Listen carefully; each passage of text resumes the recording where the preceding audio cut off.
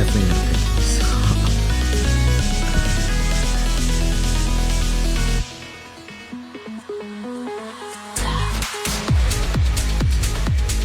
Hey guys, what's going on?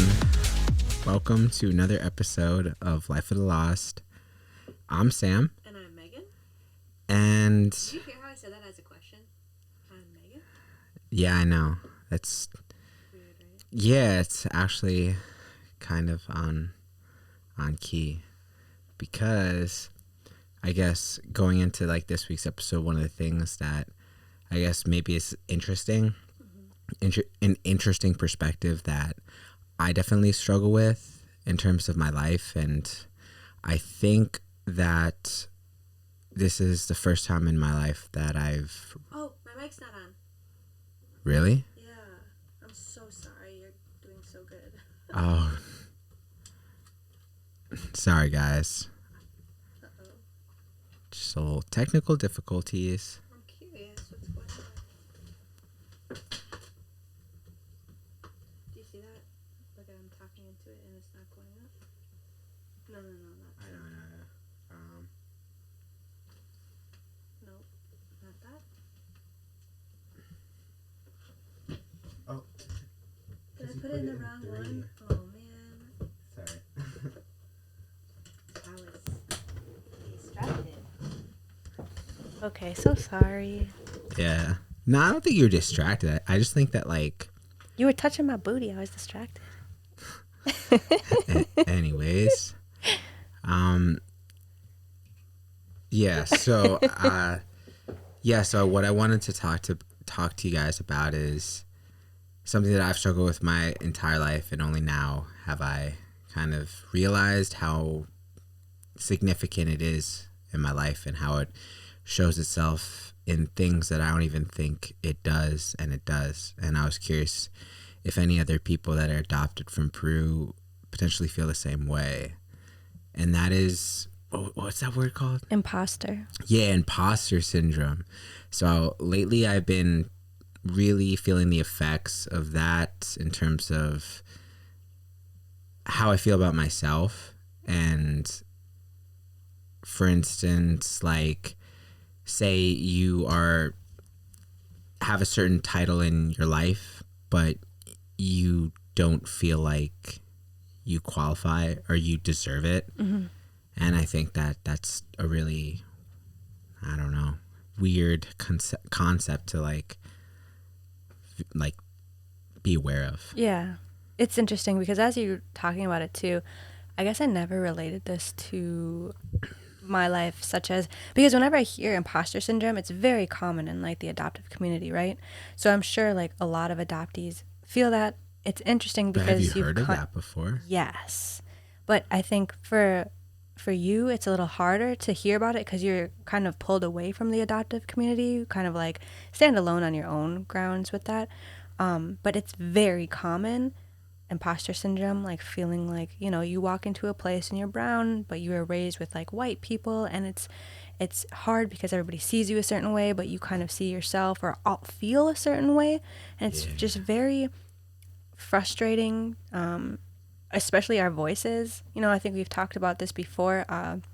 My voice is sounds like if it has to be a culture. But I also think too that it's not like, you know, you're from Peru and like you're like a very Spaniard looking Peruvian, you know, so you can fit in ways that like maybe I can't, because like I'm super Peruvian, you know, everything about me, like facially. And like, you know, I look like a Spaniard Peruvian.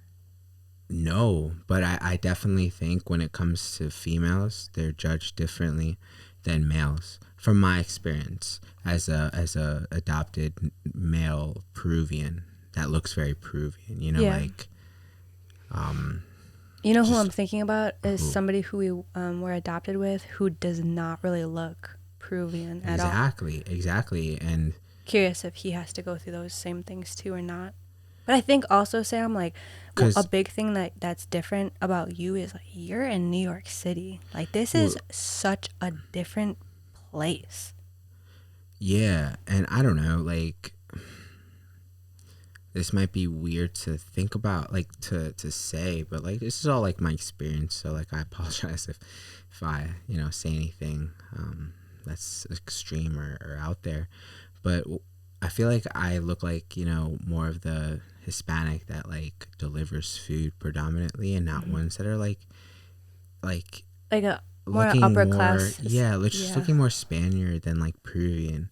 And I feel like somebody who's as Peruvian as it gets, like I'm a little guy, I got very Peruvian the facial features, and my skin is like very dark, and so it's kind of like you really, on top of like looking the way you do, you really, you're like at the farthest spectrum, I think, in terms of just that physique. Yeah, and I think when it comes to like, I mean, we've talked about it a little bit before, like when it comes to being compared to delivery boys or delivery guys, predominantly here, you don't really see a lot of delivery women, and majority are delivery boys or dog walkers, and I think that's what has been most recent that you get caught up in, that people get caught up in how they judge you.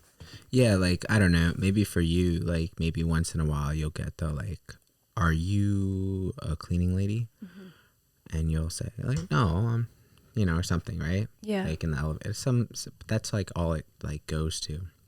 Like I'm somebody who, like, if I were to go to a building in my friend's house, like for the first time, they'd be like, where are you delivering to?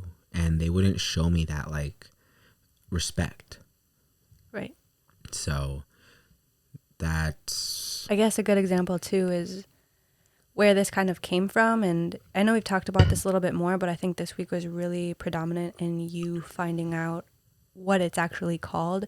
You've been kind of struggling with this recently, and it's been a little bit more critical in your work while you're in your working environment.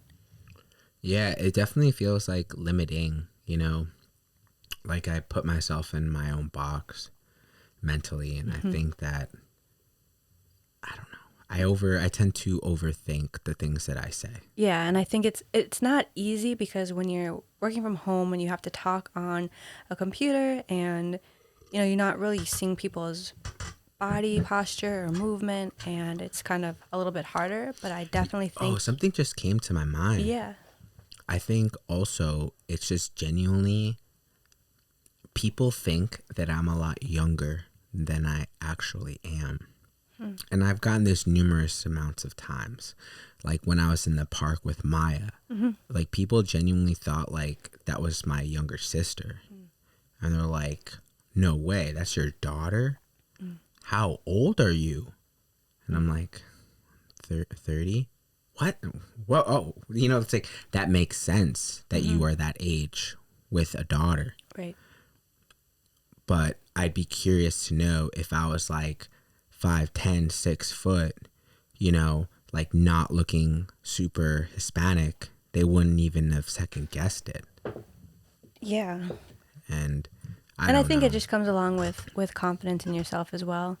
Because I feel like there was kind of going a little bit back to, going back into this, but I guess that's what it means, right? Because Yeah. I'm being judged to a certain degree by my facial features.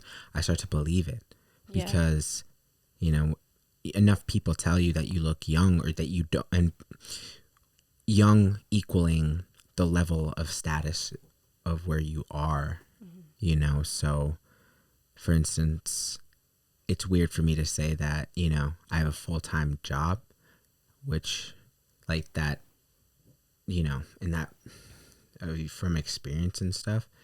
And I feel like I should not be working there because I don't know why.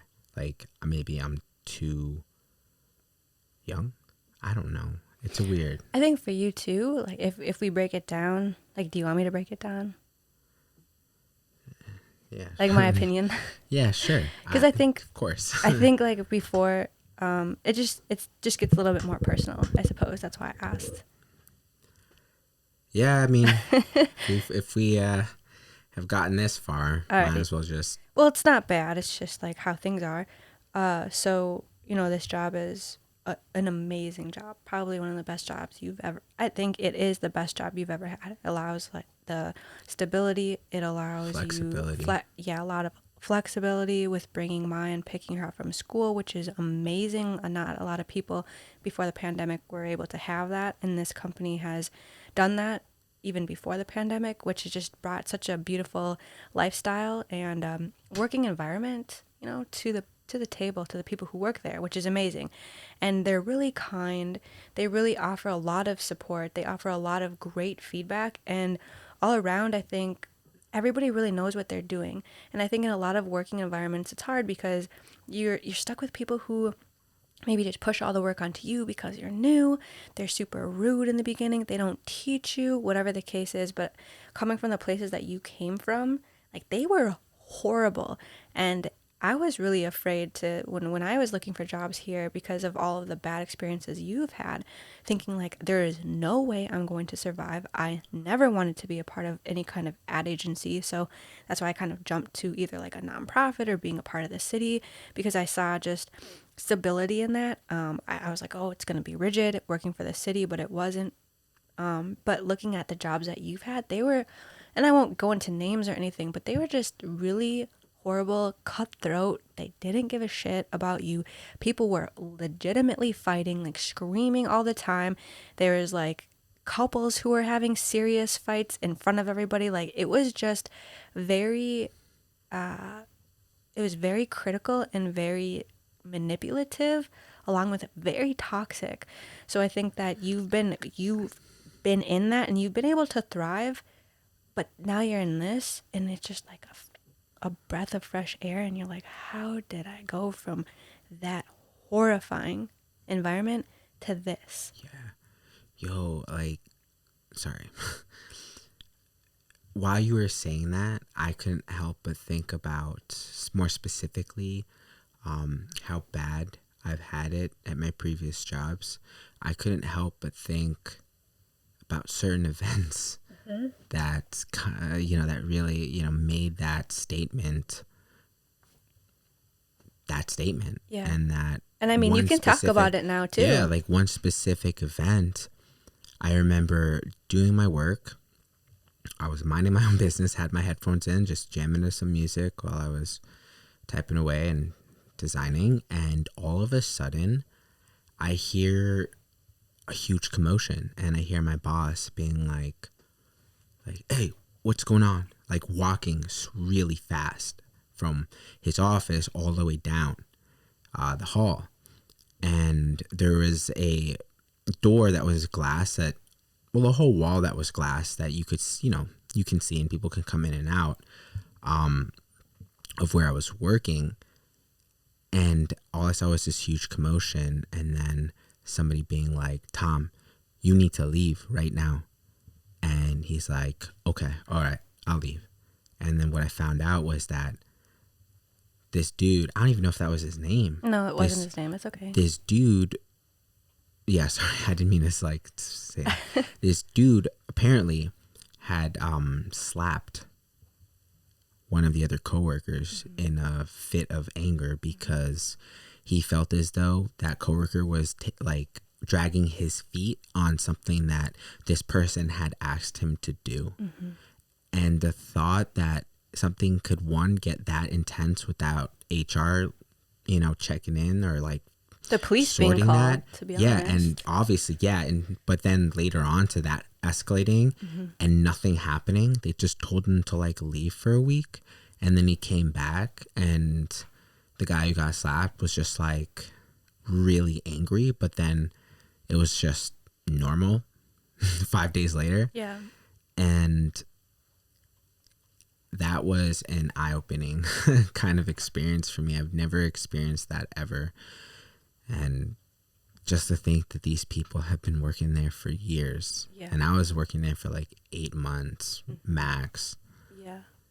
And the fact that you had a boss, like kind of two bosses who were exes, they were previously married, and they just gave you different, they one told you to do one thing, and then the other told you to do the other thing, and you're brand new, and you're sitting there like, I don't really know. I'm not trying to go say like, oh, rat this person out and say, this person told me to do this, but you told me to do that. And then they would both get mad and they both get mad at each other, then nobody knew who your boss was, and one person pulled you into a direction with multiple designers. One person only wanted you to be your own designer with and work with them. And they had their own styles. Yeah. And I had to, go back and forth in terms of how even to set up a template for them.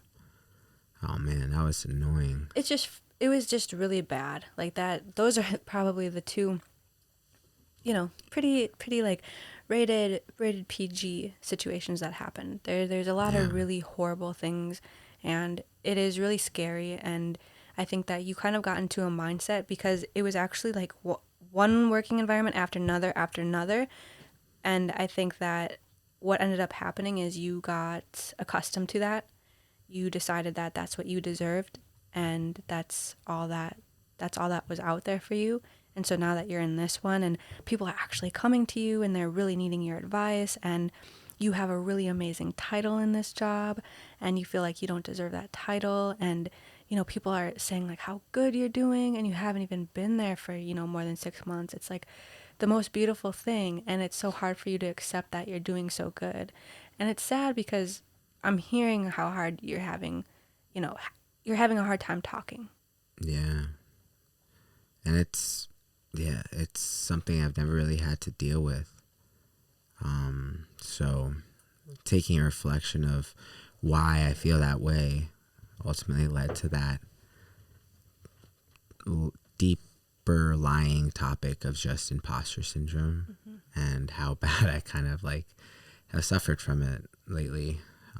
And knowing that it's kind of gone it's a lot deeper than you might have thought it was. You I think thought this was just kind of a work thing, and you're struggling with work only for other things like in the environment when we go outside to happen. And then you're kind of realizing, whoa, this is like a lot deeper, and talking about adoption. And it's just kind of, because adoption does come into it. Like, I guess another example that I could think of is even the clothes that I wear. I don't know. I feel like I look extra kitty when I wear like clothes that don't look like they're adults. Like because normal of your shoes size, or something. because of And that's like such a double standard, and it really like puts me in a little bit of a shoebox. Obviously, it doesn't limit me.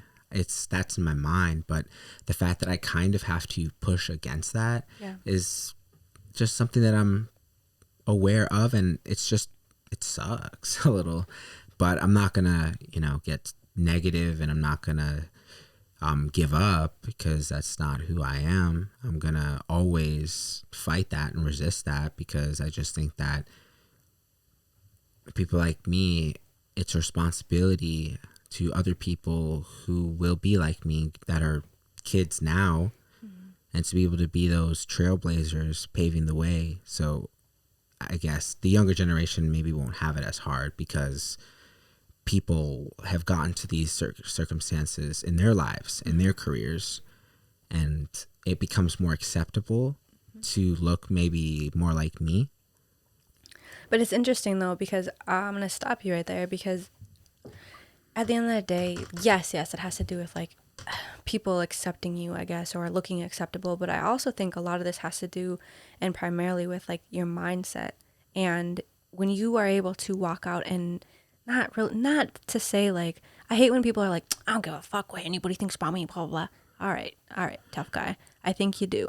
But I think the confidence to know that, and what you're really good at is to know that when people are mean or mad or whatever, you know that it's coming from a deeper place, and that a lot of the time it probably has nothing to do with you, and that they're taking it out on you.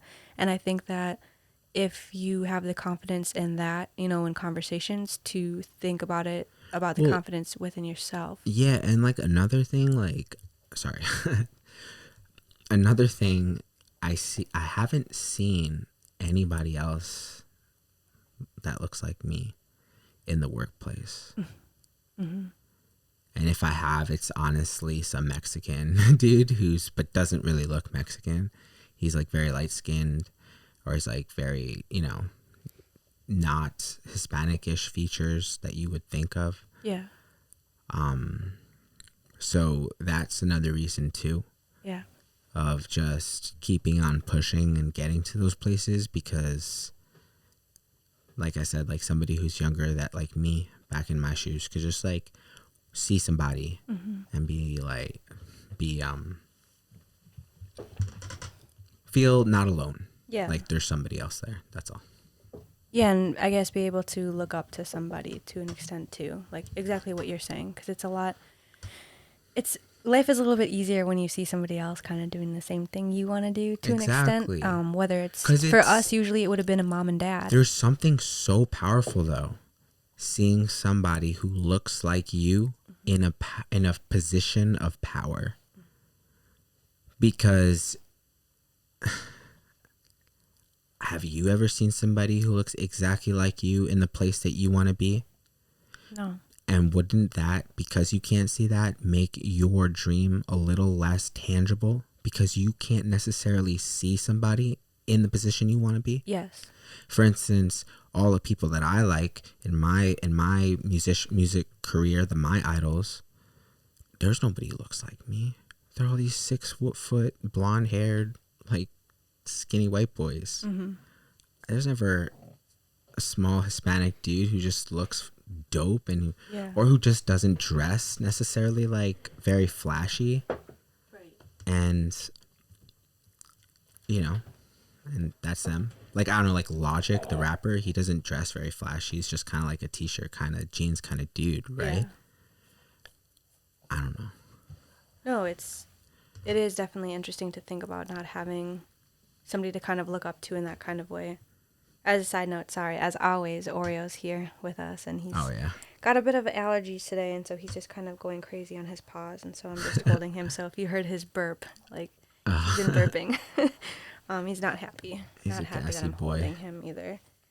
But yeah, I think that for such a long time, I've always wanted to do what I'm doing now, and it's to create art, to create collages, to like put things together, cut them out, put them together, and it's just really fun. And you're right, I never thought it was even something to consider that I could consider one day doing for fun or for a living. And I've never seen anybody do something like that. I used to work for a company. We'll do something like that looks like you. Yeah, that looks like me. Yeah. And I used to work for a company, and we would put on art shows, and we'd have 300 artists, and we did it for years. And I loved it, and I loved seeing people create art, and they were making a living off of it, and they were traveling and doing these art shows, and I always thought I wanted to do that. But I also, once again, never saw anybody like me, and so it never felt like it was tangible. Yeah, and you know what's even interesting, as you were saying that, I was thinking,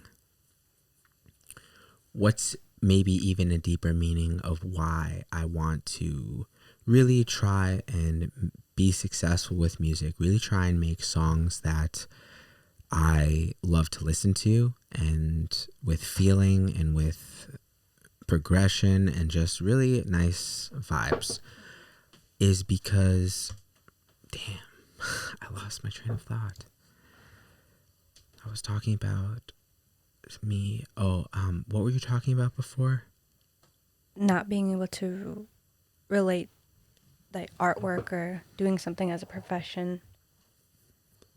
Kind of going off what you were saying earlier of not seeing somebody who looks like you. Yeah, about writing music. Oh, you're talking about more like emotionally.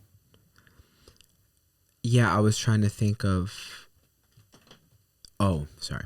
Yes, that's why. Because one of the reasons why I want to be and write successful music is because of that reason alone, because there's no one else there. That's not exactly what I was meaning. I kind of lost that initial thought, but kind of how you were saying, how can you make it more socially acceptable in the scheme of life, in a lifetime, for other people and for people who look like you?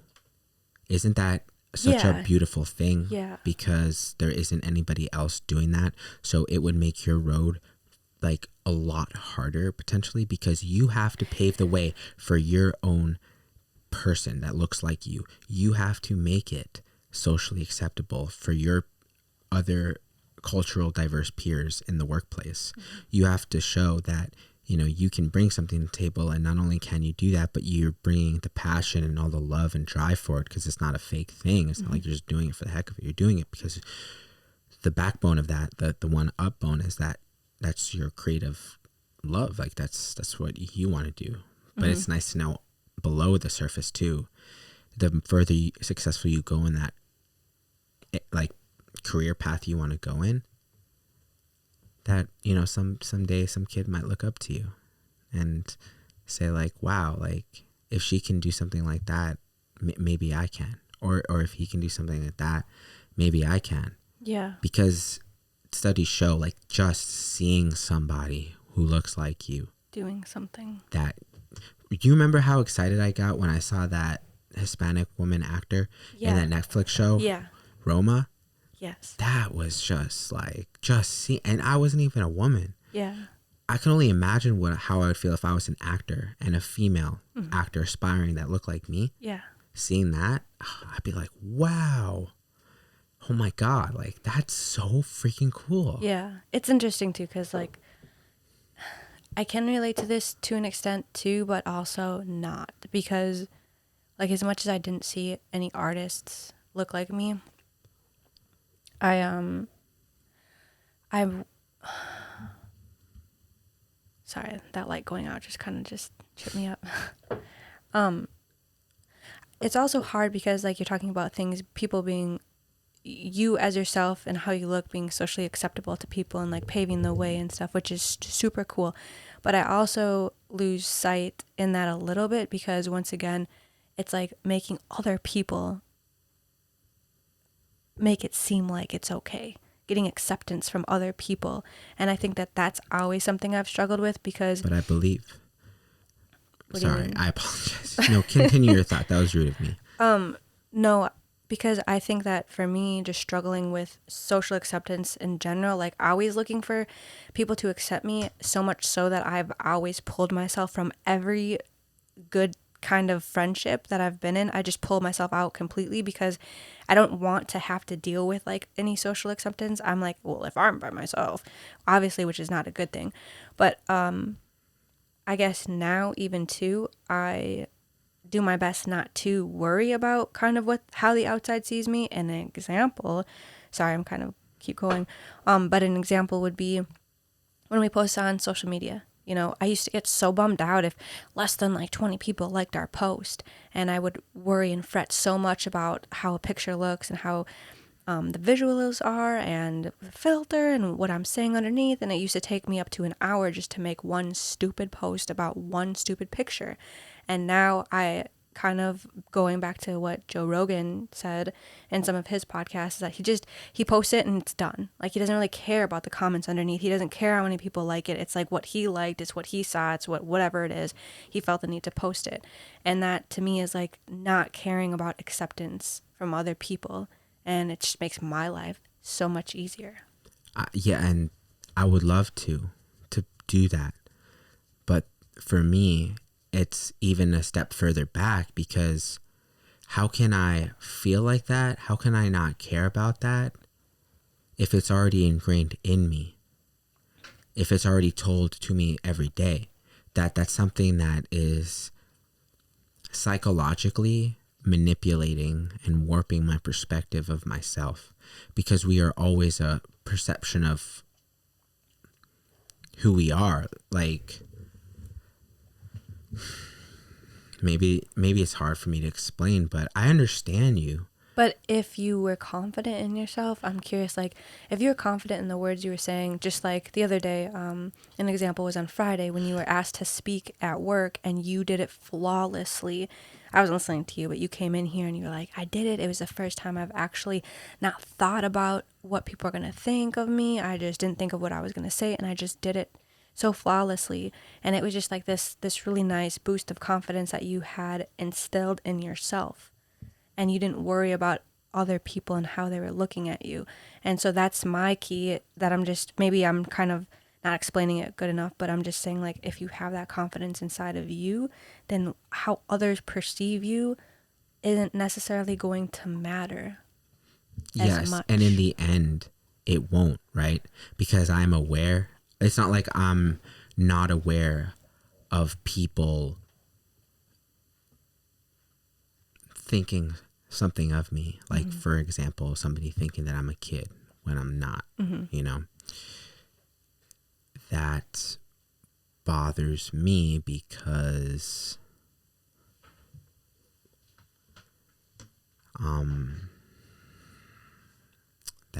sorry about that again. Lost my train of thought a little bit. That bothers me because You're talking about people thinking you're a kid. yeah, but that bothers me because of I lost it. I'm so sorry. I was just thinking when you were talking, like the number one thing that I didn't think was an imposter syndrome, but now that we're relating it to it, is I know I'm having problems with this, is people thinking that I'm Maya's mom and I'm not. Yeah, because of how you look. Yeah. So that's an interesting perspective. That is actually a perfect example of something that is repetitively put in your face. Yeah. And if somebody were to say that just one time in, I don't know, 5 years, that wouldn't affect you as much as if somebody is saying that almost every few times a month. Even that, even as little as that. It's every time we go out. And even as little as you going out. Just to think of a few months having that, and then every day almost. That can be you can see it, right? And it kind of, it stresses you out. It kind of confuses you because your mind is subconsciously fighting that based on the fact that you are trying so desperately to keep how you feel only to you, right? And to do what you love and not worry about anybody else. But it's hard when somebody else is telling you something that is contradictory of how you feel. Yeah. And that is like something that I get worked up into. And then I guess what I didn't realize while you're talking about this is the preconceived notion of actually going outside and having to see somebody. So say I'm like with Maya and she's alongside of me and we're like walking to school and we're walking together and then she sees somebody she knows and then the mom's like, oh my gosh, hi Maya, and the mom kind of knows her, and usually you bring Maya to school so you know like the morning crew. And but I definitely just try not, oh my God, this is exactly again with imposter syndrome. I don't feel like a parent, so I get nervous to look at parents. Yeah. Because it's so weird. I don't look like a parent. Like, we definitely do not fit in the demographic here as far as parents. Yeah, like I'm not a 6-foot white guy who's like 45 to 50. Who's walking with his coffee. Just with chilling. A little scattered gray hair, some glasses, definitely super casual looking, very mellow shoes, some nice, khakis or some pants, navy blue or dark gray, and a nice collared t-shirt with like a nice slim fit bomber jacket of some sort. Nice, or something along those lines. What you would think a dad would look like, I guess. That's even crazy. My own perception of what a dad is even warped within itself. Exactly. And then when you're walking up to these people and they kind of like acknowledge you and you're like, what the fuck? Like, A, I'm like in my head, thank you for acknowledging me. B, I don't really know what I'm supposed to say right now because they're like, oh my God, you must be Maya's mom. And then I have to stop and I have to like think like, no, like I'm not Maya's mom. And like, I'm already thinking before that person's asking me that. So I'm already scared and I already start getting anxiety even before that, even when I'm walking outside worrying about like seeing people. So it's like this big boost of like, oh my God, like something's going to happen. I just don't know when.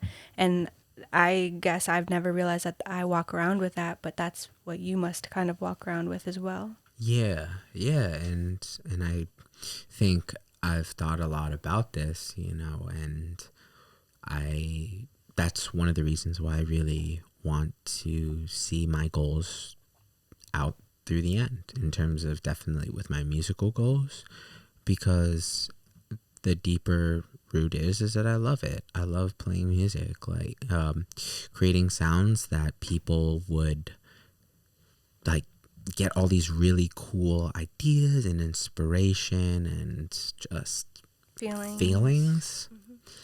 Is something that's truly special to me, and so special to me that I am dedicating my whole entire life to to the bottom of it, you know, to getting to understand and to capture that catchy melody in the back of your mind that's just so annoyingly good, and you're just can't stop listening to it. I think that's one of the most favorite feelings I have in music, when you find that one amazing song and the day's over, and that feeling of waking up in the morning like, yes, I'm gonna go to the gym, and yes, I got this dope song that I freaking am in love with right now. I can't wait to listen to it. And you just, that feeling when you put on your headphones and you're about to click play on that song, that's what I live for.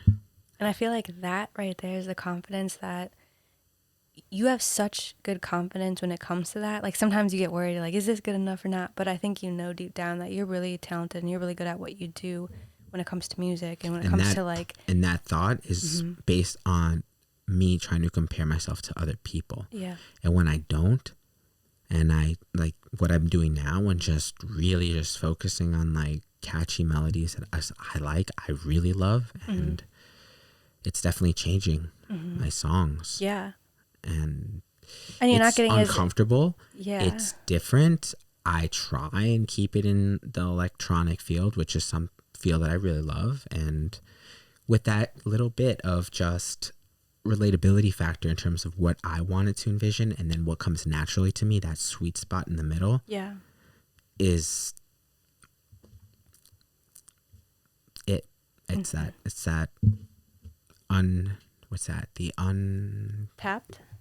Yeah, no, but the X factor. Yeah. You know, that special ingredient that just comes together when a bunch of different chemicals are mixed in at the exact right way, at the exact time, at the exact temperature, that creates this like crazy new chemical that just makes everything jive. And so that's my mission, to find that chemical. And I know I will, you know, I know, and it won't be easy. It'll be hard. It'll be a lot of concentration and dedication, but that's the promise I made to myself. I married that. I married that, you know, I really thought long and hard a few years about really going in that direction. And wherever it takes me, it takes me. And this is super interesting, because if you were to listen back to this recording and you're listening to the beginning and how you're talking and how you're really articulating what you're going to say next, and you're worrying about what you're going to say next, and things aren't necessarily flowing as they are right now, it's definitely there's a divide, right? And what you're going to say, you're worrying about what you're going to say next. It's a little choppy. Now, when you're talking about something you love, like music, it just flows. It's really nice. It's like really beautiful. You're able to be confident about what you're saying because you know about it, because you're experienced in it, because it's something you're truly feeling, and in your head, like, you can't be wrong if you're feeling it. Maybe that's why I love music, because music is one of the only things you can do in your life that people will look at what you do and not what you look like. Because you are not getting a first taste of who I look like. You're getting a first taste of what I sound like. And then if you like what I sound like, and then you see what I look like, I know dang well you're going to be like, that's him. Because I do that all the time with other musicians. But then I fall in love with how they look, you know? Their persona completely fits with the music that they play. And it's like such a cool thing. Yeah. And so that's so funny. That literally happened to me the other day when I was looking at people who are like packaging stickers, because I've been doing a lot of research about stickers and like postcards, whatever. And this girl, like, I was watching her YouTube, and same with this one guy. I was watching his YouTube. The guy was super wacky, really like mad scientist kind of guy, printing these comics. And at first I was like, you're weird. But then with the information that came with all of this stuff, and how tactical he was, and the stuff that he talked about, and the confidence he had, I was like, oh my God, like, I don't even like comics, but wow, like, what, for some reason now I really like you. And same with the girl, she does art completely different than what I'm doing, but because she had the confidence and showing the whole world like what she was doing, like, this is, I'm waking up, this is how I pack my orders, this is how this da da da, it just brought like such a cool feeling to her, because she was confident in what she was saying, and she knew that this is what she wanted to do. You could feel that she loved it. And so yeah, definitely understand. Yeah, like what you're saying about. exactly with that. I'm really into the show Dune. Mm-hmm. And the lore. It's such a, I don't know, like, I haven't told you this, Mm-hmm. but I've been watching video after video after video about all these different kind of cultures and races within the Dune lore. And Wait, what is that? Is this like a... it's the movie Dune with the worms, the sand. Oh, yes. Yeah, and there's like the Bene Gesserit, which is just Wait, like... is that what we were kind of watching? But then I was like, whoa, this is like way over my head. We went to the movies to watch Dune. Remember with the musical score? Oh. And the planet, this desert planet of Arrakis. No, yeah. But after that, we were watching some kind of like animation series that was explaining it. And yeah, it was some, so I don't know far. if it's that one, but it was one like that. Okay. And that was an explanation. That was an explanation of the whole lore within itself, from beginning to end, which is a huge, thing to think about. Mm-hmm. But what I'm doing now is something even deeper, right? Because there were so many things, right? So many races, so many timelines, so many people that you had to keep track of. So what I'm doing is trying to understand all the races, trying to understand the culture that they pride themselves to. I'll get a little nerdy here, but I'll just give you one example. You might not understand what I'm saying. That's okay. But there is an emperor that rules a bunch of star systems within this empire, this galaxy, and there are about 5 different houses, and one of the houses is rising in popularity, and the emperor doesn't like that house is rising in popularity. So what he does is he orders that empire to take control of a planet Arrakis, and what he's going to have happen is another feuding empire that is fighting with the empire that took over Arrakis. And what they would do is they set him up and they killed that empire. And that was just one instance. I'm so sorry again. What were we talking about? Yeah. Why do I keep doing that? You know why? Because I'm so desperately trying to get what's in here out in of my a mouth. faster way.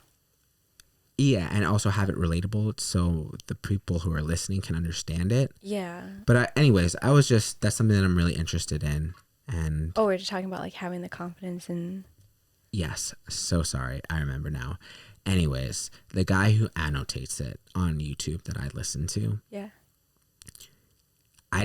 For some reason I had an idea in my mind of what he looked like. Yeah. I thought he was like this like skinny white nerdy kid. Yeah. And I think he's like a bigger African American dude. Oh wow. And because I seen his hands and his arm. Yeah. Through a book that he was holding at the end, and I'm Yeah. like, wow, I did not think that. You didn't see that? Yeah, I didn't see or that hear coming. that. Yeah, not at all. Yeah. All I heard was the love and enthusiasm that he had in his voice, explaining all of this lore, this Dune lore, and how he was saying how this is a fascinating topic, how these people were able to manipulate the genomes to understand interstellar travel. Right. And I'm like, yo, that is impressive. Yeah. About the story. And then I'm like, oh wow, it was just a fleeting thought, you know. Yeah. So I did not think that he would have been that ethnicity. Yeah. Oh, that's cool. But yeah, I guess it is a touchy subject because it's something I'm sure a lot of people, not just adopted people, have to deal with in their own ways. Maybe they're not following their parents' footsteps and their parent is well known and they're not, or, whatever the case is. And it is hard because I think even if I wasn't adopted, I think I might be possibly still struggling with this like weird feeling about, why I really struggle with imposter syndrome when it comes to Maya and who I am to her, only because I worry a lot about her. And I worry, when people say those things like, oh my God, your daughter's so beautiful. And I don't stop and say, oh my God, like that's not my daughter. That's my partner's daughter. And I'm not her mom. Because I've done that before. And not like that, but just been like, oh, that's not my daughter. And then they feel horrible. they're like, oh my God, I'm so sorry. You just look like, I mean, not like bad, but like, and then Yeah, they get it's like caught what he's up. trying to say, that because she's Hispanic and I'm Hispanic. Yeah, and that's what they think I'm like hinting at or something, and I'm But not that's at such a all. crappy feeling. Like, oh, wait, you don't work here? Yeah, No. I'm so sorry. I know. And I'm That like, happens that all the I'm gonna go time. fuck myself. Like, that makes I me feel hate so that. bad. I'm I like, just stopped turning around now. dang, like, do you really? Like, I know. I don't have a server's uniform. Yes, that's literally what I God think every time. damn. I used to go to Walmart and I'd wear like blue on accident or Target and I'd wear red on accident and it would happen all the time. And I was like, oh, because I'm wearing red. No, but then I purposely would have to think about that before I go. And I'd wear pink or I'd wear orange or I'd wear And something that's like, those little things that just bother me. yeah, You know? But it sucks because it's like, what if you were not? You know, like, for instance, what if I was a 6-foot white guy when this doorman came to, like, you know, flex me? You know, yeah, like, would that have happened? I know. And that's just it's just a sucky feeling being judged. That's all. And Yeah. trying to not only stay afloat and not let it get to you, but just to still know who you are and But still to be. stand up, like you said the other day, it's kind of like for me, I'm more of a like, in my head, they'll say something to me, and in my head, I'm like, oh, fuck you. And I keep walking. But then you bring up a really good point on saying that you need to really correct people, and you really need to tell them, like, that this is not how it is. Yeah, like, you know, they say in Spanish, you know, do you speak Spanish? And I'm like, nah, I speak, you know, like, I speak English, not because and sometimes it comes out a little like, I speak English, you know, you can talk to me in English. Yeah. Because they need to know. I feel like it bothers me. So it's unfortunate that sometimes I ooze that resentment, not at them, but at the 15 other people that said it to me before. Yeah. And that just bothers me too. But me trying to not let it get to me, I think, is one of the things that I was talking about, just being like pioneers and trailblazers, because you're fronting a lot of that initial force, I feel. Yeah. As the people who come after you won't have to feel like that, because they've seen you, they've seen me, they've seen a ton of other people who've still fought through those little things, those little, like, oh, you know, do you speak Spanish or do you work here? Mm-hmm. You know, you'll be able to get through that to the point where they won't maybe even say that to somebody like you in 40 years and 50 years. It's hard to correct people without getting like attitude about it, because like you're kind of bothered. Yeah. I know, and that's the frustrating thing. And how do you say something like nicely? Because like an example would be, oh, like, do you work here, kind of thing. Do you turn around and say like, hey, like, not all people who look like me work here? You know, like, it's not like you're trying to. But or do you say that because it's like what it is? But that's the interesting thing. Or do you ask and say, hey, why do you think I work here? I think finding a very sensitive, communicative way of expressing your feelings to that person about potentially that they shouldn't maybe assume something, or or you know, that you aren't necessarily who you think you are, and get that message across to them in a respectful manner. Mm-hmm. Is so important, because, you know, me and you, if you think about it, we are representations of our brand of Peruvian. We are the extension, right? So when anybody thinks of somebody, if anybody ever meets another Peruvian after an encounter with us, they could think, wow, like, I thought you guys were like dicks, or you, wow, that's really interesting. I met a Peruvian and like I had a very interesting talk with them, because I had funny story. I had thought that they worked there, and they told me something that I never even thought about in a way, and we ended up just striking up this interesting conversation about race and labels in society, and just and he or she taught me something that was something that I was completely unaware of, and I respected them so much for that, because they really changed my perspective on how I deal with people in general, of that look like me potentially. And telling that to another Peruvian and being like, oh shit, that's that's awesome. Yeah. You know, and just having that effect. So I don't know, maybe like I said, right, in the future, proving to come into this New York City, who come into the Upper West Side, they'll say like, you know, maybe people, because they've taught that down to their kids. Yeah. It's more of a Acceptable. yeah. Yeah, it definitely is interesting being able to hold a conversation and being able to. Because I don't know if you agree, but I think in New York City, like Africans and Asians, they are a lot more prevalent within the field. Maybe that I'm in. Yeah. Because I see You see them more. I only know one other person in this whole field who's Hispanic like me, and it's not a man, it's a girl. Huh. And there's like 300 employees In the whole place. Yeah, and and a lot of them are African American men and women. A lot of them are Asian men and women. So it's just interesting. That's all. But they are minorities, right? Right. So. Yeah, I think one thing that you've taught me, which has been really hard to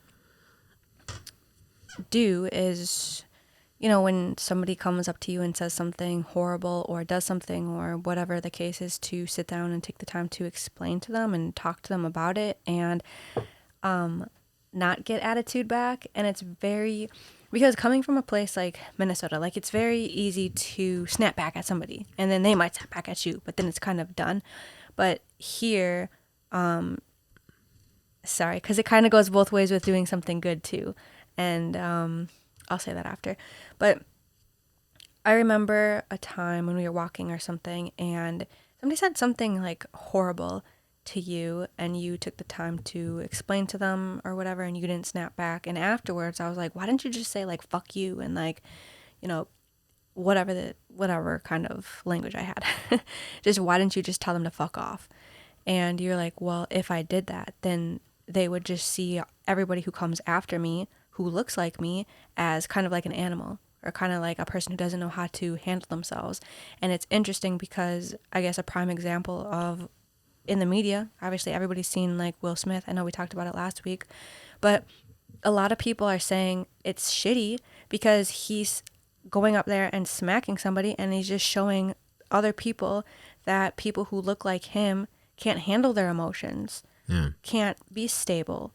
You know? And a lot of African leaders and community activists were saying, you know, that does kind of take us, you know, a little step down socially because of some really huge event that happened that so happened to be two African Americans. Yeah.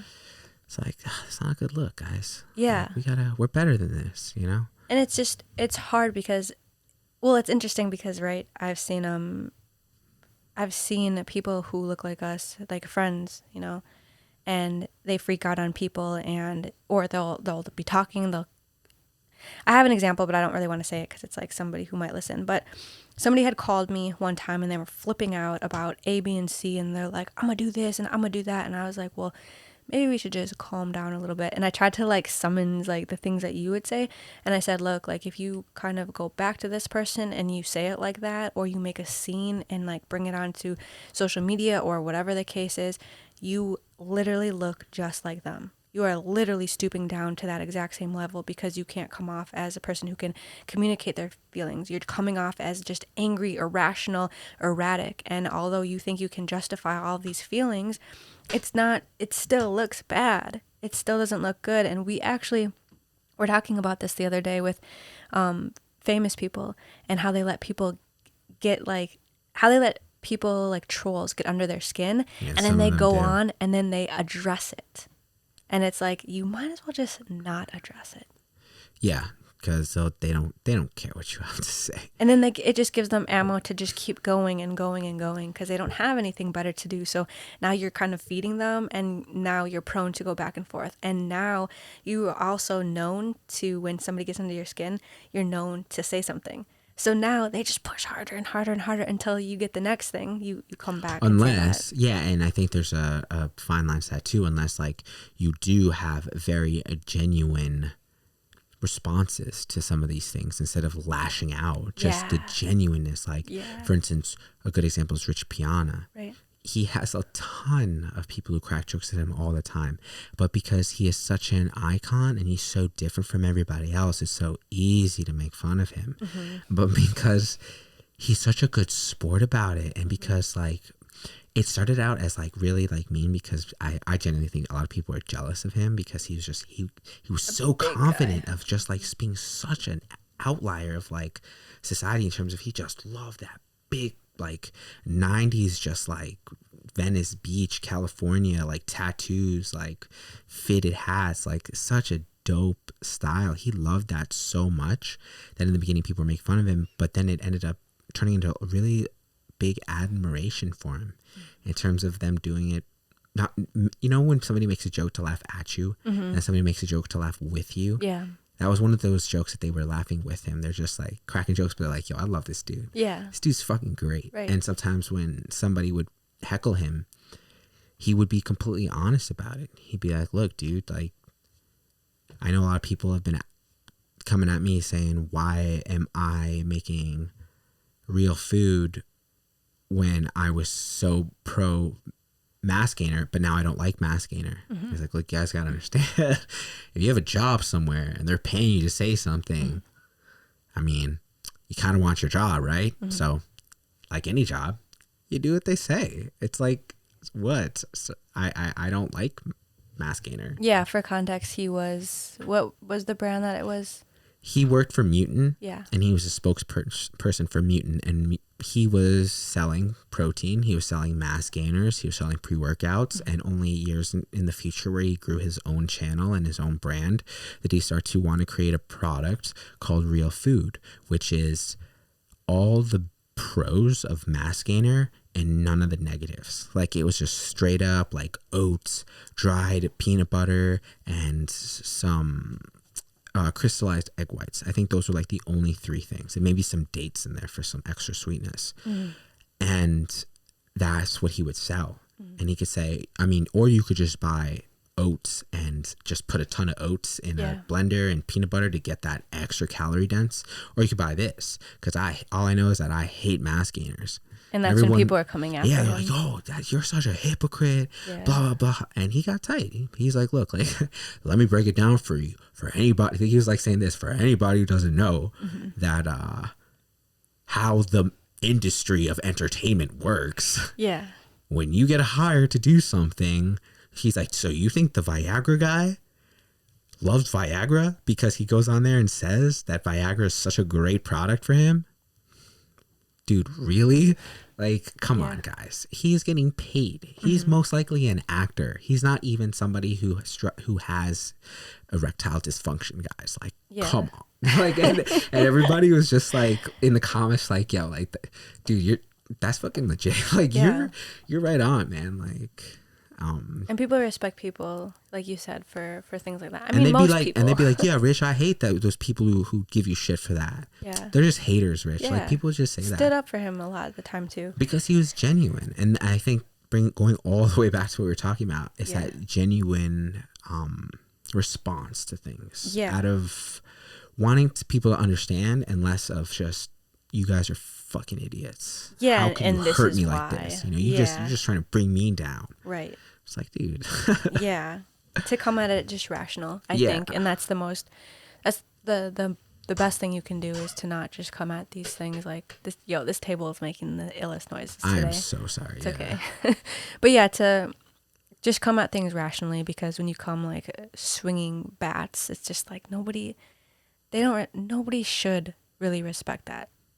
You know, nobody should. It's too much. It's overwhelming. The next time they see you, okay, so I guess an example is, right, after that happened, when not Chris Rock, when Will Smith smacked him, and then he goes up and does his acceptance speech of whatever award he won, and then he's crying and saying like, you do crazy things for love, blah blah blah, like this half-ass kind of thing. It's like, just because you smacked somebody and now you're crying, do you think I feel like any empathy for you? Like, am I supposed to feel like, you know, is that supposed to take it all away? Because even in the moments, like, I get caught up in moments where I'm very angry and I say like horrible things, and then later on I'm crying. But do you think that takes away the feeling that I gave that person? Like, no. Yeah. So it's like you have to really watch what you say and watch what you do, because like you tell me all the time, you can't take that shit back. Yeah, and him, that's gonna be on there forever, lifetime, forever, Yeah. forever. And speaking of like that, I just saw a video that's like an hour ago about I think it was pretty recent, and Jada was filming Will about something. And did you see that? When she was talking and you didn't see them? No, when she Oh, was, and he was talking about social media? yeah, he's like, yo, like you need to like ask me the question before you film me, Yeah. because I don't know. It's like social media is everything to me, and I don't appreciate you like blindsiding me like this. Yeah. And she's like, keep talking. You know that red table talk be helping us or something. Yeah. And I'm just like, oh my God, you are so mean. Yeah. The man A is, lot of things have been coming out kind of her, dude, but she is so, like, I genuinely, like, if there was a way to, like, I wish somebody could give me a cheat sheet on the things I could do to just not support Jada, like with everything, like in terms of Yeah. like what I buy. If there's like something that she like makes money off of, I will not buy that, with all due Yeah. respect, because I don't appreciate people who do that to somebody else. I don't care what had happened in the past. If you know you do that in today, you know, yeah. that's She was trying so to make like an mean. extra buck by filming him and wanting to get his reaction from something, and he was getting really upset, just It's saying like, like, you know, you shouldn't do this. You can't just throw a camera in my face and just expect me to get some reaction for you so you can, you know, do some kind of clickbait or whatever it was and for. it's so mean because it's like taking nothing away from like Will Smith. I feel all the things for him still. It's like what he Yeah. did was just messed up, and he should never have done that. And I Right. don't feel bad for him that he is a grown man, let alone like a child. Like he's a grown man dealing with this relationship, this toxic relationship, when he, you know, claims to know so much about like, you know, what's best for him and how to work through things and all that stuff. Yeah. But I feel bad for him. You know, at the same time, when somebody Yeah. does something like that to him, my empathy void doesn't end with what he did. Yeah. Because it's a new day as well. Yeah. And whatever this person's doing, I don't agree in general with somebody hurting somebody else. But you also have to look at him like for staying with somebody who is doing that, and But it still she's hurts. correct, and know. she's known to be toxic like that too. It's hard to like. It's so hard for me, kind of going back to what we were talking about earlier with how you react and the goodness and the bad. And I guess an example would be coming into New York City, and I'm this like Midwestern little kid coming in here just being like, oh, like, how are you? Have a good day. Like, hi, like talkative, like totally down to talk to anybody, totally down to help anybody. And only to see like the negative in that, and for people to really shun you because you're nice. And it's hard to live your life and figure out how to navigate that. Figure out who you should be nice to and who you shouldn't be nice to, because I'll tell you what, I've gotten shitted on because I've been too nice here, like completely destroyed. And so today, an example was we were downtown. Well, we were in Midtown, and this guy gets out of his car. I didn't see how it happened, but their water bottle, or a water bottle, was underneath the car in the middle of the car, and so he couldn't reach it. And he had told his wife, like, I can't reach it, it's in the middle of the car, it's in the middle. And so he started backing out, and I thought for sure he was gonna just kind of get out and grab it again and give it to her, but he didn't. And it was just there, and they had their window kind of cracked, and you looked at me like, yeah, oh shoot, is that theirs? Like, should we get that for them? And I was like, I would have before. I totally would have said, yeah, let's go, let's get it to them like that. It's totally fine. But now, I'm way too afraid they're gonna think like I'm like trying to steal their money or trying to carjack them. And I feel like that's part of that, being defensive about your peace of mind. Yeah. Because you're defensive, you don't want to risk it. Because they could destroy your day. Yeah. Make you feel bad. And it's hard because you're trying to find like, so when you're talking, kind of going back, the reason I'm bringing this up is because it's like you can feel bad for somebody, and then you can get stuck in this loophole, and then I guess this is my like warped mind, and I think a lot, so I could be totally wrong, but it's like you feel bad for Will Smith for the toxic relationship that he's in, but then you also have to look at him for staying Then you also have to look at maybe why he's staying, but then you have to look at, like, you know, it's very hard and it's very, like, toxic, I know, for me to even think about things like that, and you should probably just be, like, more involved in the moment. And even us talking about stuff like that is so, it's culturally relevant, right? But it's like, it's really stupid because we don't know anything about them in general. We just know the things that they show us, and who knows, all of this could be a publicity stunt, because he does have 2 movies that he's currently working on, and she has her Red Table Talk. So I don't know. I don't really know what to believe as far as what I see sometimes because of that. Yeah, I just, based on what I've seen, Jada she just seems kind of a bully a little bit. Yeah. And nothing personal to her. I don't really like bullies. I don't really like what they do. I don't really like how they make people feel. Mm-hmm. And how did that even get online? You know what I mean? It's like, mean. Think about it's just mean, how, man. why she riled him up. He was very serious, but he's also a professional actor, so let's not forget that. You know what I mean? Like, but he seemed very serious, very taken back, very upset about it, but still that got online, because that doesn't make her as a person look good. It doesn't make him as a person look good. So why did she leak that online, or why did she get that online somehow? You know, for everybody to see. It's just very, like, twisted in my mind. So yeah, I just try to sometimes not navigate through other people's things, because I have a hard time navigating through myself. Yeah, it's hard enough. Things I deal with. Yeah. But yes, this was nice talking about imposter syndrome, because I think it relates to a lot of things. It definitely does.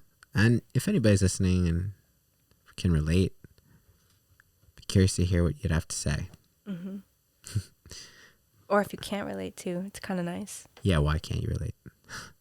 Because you look like everybody and everybody looks like you. Yeah. I don't know. It's not a big deal. Grow up. Yeah. All right, I'll just go fuck myself and delete this podcast. Yeah, right. All right, but let's wrap it up. Yep. Again, it was nice talking about this, and I suppose keep it short, simple. Mm-hmm. We'll see you next time on next week's episode of Life of the Lost. All right, guys. See ya. Peace.